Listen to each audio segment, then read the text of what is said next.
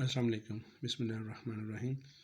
World politics trends and transformation 2014-15 edition, Charles William Kegley and Shannon L Panton. ये बेटा student मुझसे पूछते हैं कि इंटरनेशनल रिलेशंस की रिकमेंडेड और बेस्ट बुक कौन सी है। तो मेरी तरफ से ये रिकमेंडेड बुक है और FPSC की तरफ से भी यही है। ये मेरे पास ओरिजिनल वर्जन है जी। और दूसरी बात, ये इसका बैकग्राउंड और इस बुक को पढ़ना कैसे है और कौन कौन से चैप्टर इसमें देखने हैं CSS के हवाले से। अच्छा बेटा, एक चीज़ स्टूडेंट्स मिस्टेक करते हैं कि वो चाहते हैं कि एक ही बुक के अंदर उनको तमाम का तमाम मटेरियल मिल जाए। ऐसा बेटा पॉसिबल कहीं पर भी नहीं होता। हमें 2-3 सोर्स रेफरेंस बुक्स कंसल्ट करनी पड़ती हैं।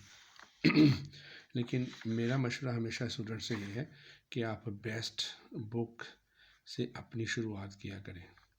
हम लोग मार्केट में अवेलेबल जो पब्लिशर होते हैं उनके जो है धोखे में आ जाते हैं अक्सर, क्योंकि वो ओरिजिनल मटेरियल मिलता नहीं है हमें मार्केट से। तो दिस इज़ ओरिजिनल मटेरियल, एक ज़बरदस्त इंफॉर्मेशन और ओरिजिनल कंटेंट के साथ ये बुक मार्केट में तो ओरिजिनल फॉर्मेट में तो नहीं अवेलेबल, पायरेटेड बुक अवेलेबल होती है, जिसमें वो सारे के सारे ये जो बेसिक इन्फॉर्मेशन है, जिसमें आपको ये मिलता है कि आपने फ्री कंटेंट्स कैसे हासिल करने हैं, वो वाली इन्फॉर्मेशन वो नहीं देते। और आपने अपने आप को टेस्ट कैसे देना है, केस स्टडीज़ कैसे हल करनी है, कुछ की टर्म्स की इन्फॉर्मेशन मिलती है, कुछ वीडियोस मिलते हैं, कुछ क्विज़ेस मिलते हैं। तो ये इन्फॉर्मेशन, ये एक्सेस वो लोग नहीं देते कि वो जस्ट ऐसे ही आगे से चैप्टर को फ़ोटो कापी करते हैं और अपने नाम से उसको प्रिंट आउट करना शुरू कर देते हैं। तो ये ओरिजिनल कंटेंट है बेटा, PDF फॉर्मेट में मिल जाते हैं ऑनलाइन। इसका लेटेस्ट एडिशन 2016-17 भी है, वो भी आप लोग देख लीजिएगा। लेकिन इसके हर एडिशन के अंदर बहुत ज़बरदस्त इन्फॉर्मेशन है। अब मैं आपको थोड़ा सा इसका ओवरव्यू आगे जाके देता हूँ। ये देखें, ये इसके चैप्टर्स हैं। एक्सप्लोरिंग वर्ल्ड पॉलिटिक्स, इसमें बेसिक वो थियोरेटिकल एस्पेक्ट्स को डिस्कस कर रहे हैं। और एक चीज़ इसके अंदर यहाँ से इम्पॉर्टेंट चीज़ है जो पढ़ने वाले शुरू होती है कि की concepts and terms for understanding the world politics. Chapter 2 के अंदर वो थ्योरीज ऑफ वर्ल्ड पॉलिटिक्स, जिसमें रियलिज्म, कंस्ट्रक्टिविज्म, फेमिनिज्म, लिबरलिज्म और रेडिकल क्रिटिक वगैरह को डिस्कस करते हैं। चैप्टर 3 के अंदर theories of international decision making, IER के अंदर सबसे important decision making in foreign policy के बारे में इस चैप्टर के अंदर सारा डिस्कस किया गया है।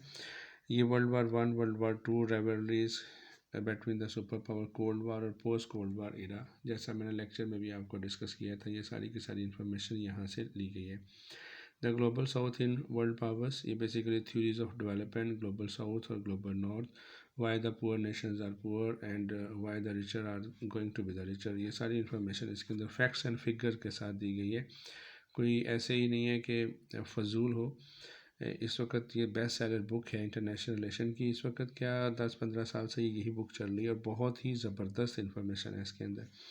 Non state actors and the quest for global community, इसमें terrorism, IGOs, international government organization, UNO, IMF, world bank, European union और इनका कंपैरेटिव एनालिसिस बड़ा डिटेल्ड और ज़बरदस्त किस्म के प्रेजेंट किया गया है। चैप्टर नंबर 7 में the threat for armed conflict, इसमें मैंने आपको बताया था armament, डिसआर्मामेंट, weapons of mass destruction, nuclearization, nuclear proliferation और इस तरह की इन्फॉर्मेशन सारी इसके अंदर है। Pursuit for power through arms and alliances, ये भी इंफॉर्मेशन, और ये दोनों चैप्टर रिलेटेड ही हैं। The quest for piece through international law and collective security, international law and collective security, basically ये जो एक दुनिया को न्यू वर्ल्ड ऑर्डर की तरफ चले जाने के बारे में जो इन्फॉर्मेशन दी जा रही है, ताकि दुनिया में जो इंटर स्टेट कन्फ्लिक्ट्स हैं और इंटर स्टेट कन्फ्लिक्ट है उसको मिनिमाइज़ किया जा सके, तो ये उसके बारे में ये चैप्टर है। The globalization of international finance, जिसमें ब्रेटन वुड्स सिस्टम है, IMF है, वर्ल्ड बैंक है, और इवन इसके अंदर जो क्रिटिसिज्म है इनके अंदर वो उसके अंदर डिस्कस किया गया है। International trade in world global market place, यानी कि बेसिकली देखा जाए ये दुनिया में ट्रेड का जो कॉन्सेप्ट है उसके कौन कौन से सुपर पावर्स कंट्रीज़ हैं, किस तरह वो ट्रेड करते हैं और वो ट्रेंड किस तरफ डायरेक्शन में है। इस वक्त साउथ एशिया से मूव हो, चाइना साउथ एशिया से मूव होता हुआ CPEC की वजह से, और फिर यूरोपियन यूनियन से पहले वो दूसरी तरफ एशियन और डेवलपिंग कंट्रीज़ की तरफ था, अब वो साउथ एशिया से डेवलपिंग कंट्रीज़ और डेवलप कंट्रीज़ की तरफ हो गया। ये सारी डिस्कशन इसके अंदर है। The demographic and the culture dimensions of globalization बहुत ज़बरदस्त है। ग्लोबलाइजेशन के प्रॉस कॉन्स और फिर उसका कल्चर के ऊपर, पॉपुलेशन के ऊपर, डेमोग्राफी के ऊपर क्या क्या फैक्ट है इसके अंदर डिस्कस किया गया है। The promotion of human development and human rights, देखें ग्लोबलाइजेशन के थ्रू जो नेगेटिव कॉन्सेप्ट्स जनरेट हुए आर्म्स रेस की वजह से और इंटरनेशनल ट्रेड की वजह से जो ह्यूमन राइट्स वायलेशन हुई, वो तमाम के कुछ नेगेटिव कॉन्सिक्वेंसेस ये हैं कि वो ह्यूमन राइट्स पर अफेक्ट होते हैं। तो इसके अंदर वो तमाम चीज़ें डिस्कस की गई हैं, किस तरह अफेक्ट होते हैं और कैसे उनको हैंडल किया जा सकता है।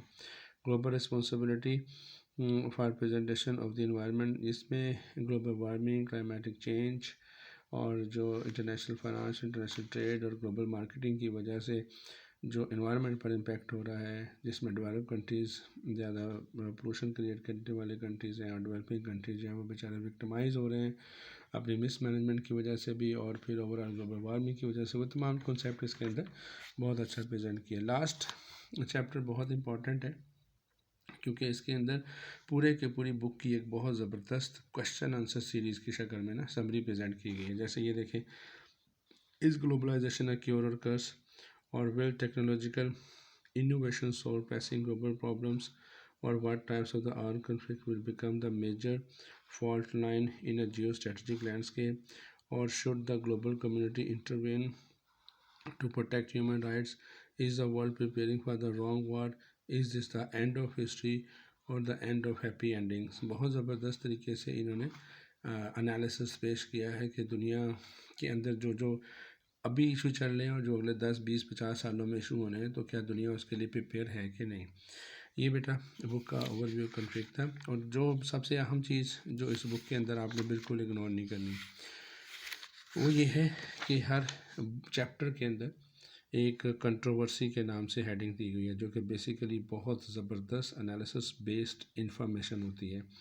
और साथ में ये भी एक केस स्टडी टाइप होता है जिसको हम एक क्लोज़र लुक के नाम से उन्होंने नाम दिया, और कंट्रोवर्सी और क्लोज़र लुक इसी हर चैप्टर के अंदर दी गई होंगी। ये देखिए, इसमें भी है, इसमें भी है controversy, closure look, same chapter number 4 के अंदर भी और इसी तरह चैप्टर 5 में। तो बेटा इसको आपने इग्नोर नहीं करना, ये भी आपने पढ़नी है, इनको डिटेल से पढ़ना और इनके नोट्स बनाने हैं यहाँ से आपने। तो ये आपके लिए बड़ा हेल्पफुल होगा। ठीक है, बहुत ज़बरदस्त मटेरियल है बुक के अंदर, और ये वाली चीज़ें जो है वो पायरेटेड बुक्स में नहीं मिलती। और आप इसको PDF से डाउनलोड करके, मेरा तो मशवरा ये है कि इसके एक एक पेज को प्रिंट आउट कर लीजिएगा। यहाँ पर एक और चीज़ है, आपने अगर फ्री एक्सेस लेनी है तो इसका एक कोड होता है जो कि मेरे साथ इस बुक में आया हुआ है, लेकिन फिर भी आप ये इस वेबसाइट पे कर जाएँ www.sendgeekbrain.com। इस वेबसाइट से जाके आप अपने जो रेलेवेंट चैप्टर है उसकी इन्फॉर्मेशन भी ले सकते हैं और इसके क्विज़ेस को बाय भी कर सकते हैं, जो कि मेरे ख्याल से जितनी ज़बरदस्त इन्फॉर्मेशन, करेक्ट, अथेंटिक और फैक्चुअल बेस्ड इन्फॉर्मेशन हमें यहाँ से मिलती है, मैं कहता हूँ कहीं से भी नहीं मिल सकती। आप चाहे 100 के हज़ारों किताबें पढ़ लें, लेकिन जिस तरह की फाउंडेशन इंटरनेशनल रिलेशन की इस बुक ने आपकी बनानी है, वैसी फाउंडेशन किसी ने भी नहीं बनानी। ठीक है, अच्छा अब चलते हैं कि इस बुक को पढ़ना कहाँ कहाँ से है और क्या क्या स्टार्ट करना है। अगर आप चैप्टर 1 से हैं तो आपने हर चैप्टर के शुरुआत में देखें कोटेशन से ये शुरुआत करता है। ठीक है, और मैंने ये अपनी वेबसाइट के अंदर ये कुछ सब इसकी सारी कोटेशन इकट्ठी करके इस बुक के अंदर की और लेटेस्ट बुक के अंदर की भी सारी इकट्ठी करके मैंने उसको इसी के राइटर के थैंक्स बोलते हुए कि इसने इतना ज़बरदस्त मटेरियल दिया है स्टूडेंट्स को, और उनका ब्रेन जो है वो बहुत ज़बरदस्त डेवलप हो जाता है अगर वो यहाँ से अपनी फाउंडेशन स्टार्ट करता है तो। अच्छा, यहाँ से कोटेशन शुरू किए हुए हैं, तो कोटेशन से ये शुरू करता है और फिर आगे अपने पूरे चैप्टर को एक बड़ा ही माइंड बॉगलिंग सिचुएशन देता है पहले इस तरह की कोई रेफरेंस है, और ताकि स्टूडेंट जो है वो मेंटली तौर पे तैयार हो जाए कि उनको कितना ज़बरदस्त मटेरियल आगे मिलने जा रहा है। तो इस तरह कि ये बुक का लेआउट है, ये देखते जाएँ। ये हर एक पेज के 2-3 पेजेस के बाद कलर इलस्ट्रेशन भी दी गई होती है। और ये बेटा ये जो की डेफिनेशंस हैं इनको लाजमी मैंने क्या किया हुआ, ये भी मैंने सारी की सारी डेफिनेशंस जो हैं ये इकट्ठी करके अपने ब्लॉग के अंदर इनको ऐड कर दी हुई है, ये सारी की सारी। तो आप इनको बेसिकली इंटरनेशनल रिलेशन में इंटरेस्ट बेस्ड इंफॉर्मेशन है बेटा, और दूसरा, इसमें रट्टा कुछ नहीं होता, सिर्फ आपने कॉन्सेप्ट्स लेने होते हैं। और अगर आप इस बुक को पढ़ते हैं ना तो आपके कॉन्सेप्ट्स जो हैं बहुत ज़बरदस्त डेवलप हो जाते हैं। हमें असल में हमारा एजुकेशन सिस्टम के अंदर एक प्रॉब्लम ये होती है कि हमें डेफिनेशन रटाई जाती हैं और फिर क्या किया जाता है, हमें एनालिसिस और इंटरप्रिटेशन के लिए हम मेंटली तौर पर तैयार ही नहीं होते। हम समझते हैं कि हम डेफिनेशन दे दी है, उसके बाद बने बनाए हमें कंटेंट्स कहीं से मिल जाएंगे, हम उसको वैसे लेके आ जाएंगे। हालांकि ऐसा नहीं होता। इस बुक के अंदर ये बहुत अच्छी खूबी ये है कि स्टूडेंट्स के माइंड को और इवन टीचर प्रोफेसर्स के माइंड को इस तरह वो स्टेप बाय स्टेप डेवलप करता है कि बंदा हैरान हो जाता है कि अगर 2-3 महीनों के अंदर ये एक बुक पढ़ लेता है ना तो शायद वो 16-17 साल की स्टडी या कैरियर को जो है वो साइड पे कर दे, क्योंकि इतनी ज़बरदस्त इस बुक के अंदर इंफॉर्मेशन कोट की गई है। एक एक सेंटेंस इसका कीमती है, एक एक लफ्ज़, एक एक कोटेशन इसकी जो है वो मैं कहता हूँ सोने के हरूफ से लिखने वाली है। इतनी ज़बरदस्त बुक इसने लिखी है।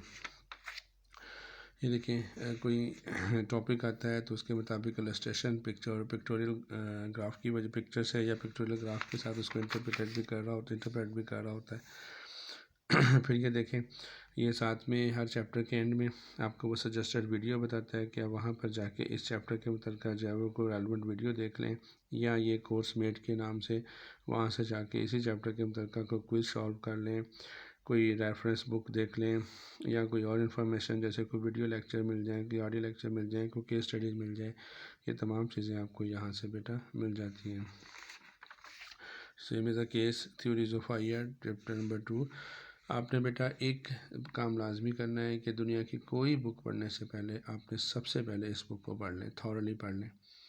फिर उसके बाद आप किसी और बुक को पढ़ेंगे तो आप देखेंगे आपको लग पता जाएगा कि इंटरनेशनल रिलेशन की फाउंडेशन, पाकिस्तान स्टडीज़ की, करंट अफेयर की, वर्ल्ड पॉलिटिक्स की, पॉलिटिकल साइंस की, जितनी ज़बरदस्त फाउंडेशन इस राइटर ने बना दी ना आपकी, यू कैन नॉट फॉरगेट। और आप लाजमी इस बंदे का शुक्रिया अदा भी करेंगे और मेरा भी कि मैंने आपको इतना ज़बरदस्त सोर्स दिया। अगेन चैप्टर 2 कोटेशन से स्टार्ट हो रहा है और आगे फिर वही चल रहा है, इन्फॉर्मेशन दी गई है।